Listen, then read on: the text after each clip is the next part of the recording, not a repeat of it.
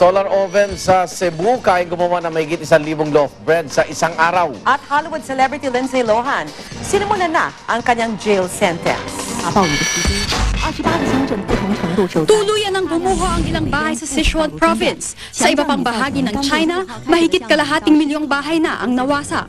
Ang mas masaklap, mahigit 700 na ang patay sa ilang araw ng pag-ulan, pagbaha at landslide.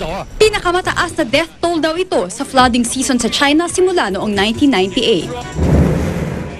Sakto ang solar oven na ito na donasyon sa mga taga-Kaubian Island sa Lapu-Lapu City, Cebu. Wala kasing supply ng kuryente sa isla. Ngayon, sa sinag ng araw lang, pwede nang makagawa ng 1,000 loaf bread kada araw. Magagamit din daw ang halos 1,000,000 pisong solar oven para magpakulo ng tubig. Ito raw ang pinakaunang solar oven sa Visayas at Mindanao. Kulong na ang Mean Girl star na si Lindsay Lohan. Humarap muna siya sa korte bago dinala sa Century Regional Detention Facility. Sabi ng mga opisyal ng sheriff, baka 2 linggo lang siya makulong sa isolation cell na naranasan na rin ng iba pang celebrity gaya ni Paris Hilton. Ang nalalabing 3 buwan ng sentensya, isuserve naman ni Lindsay sa rehabilitation clinic.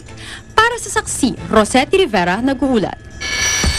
Susunod na Born to be Wild at yan mga pangyayaring tinutukan ng inyong nag-iisang liga ng katotohanan. Ako naman, Arnold Glav. Hatid naman ay balitang walang kinikilingan, walang pinoprotektahan, walang kasinungalingan. Serbisyong totoo pa lamang. Ako po si Becky Morales. Hanggang bukas, sama-sama tayong magiging saksi.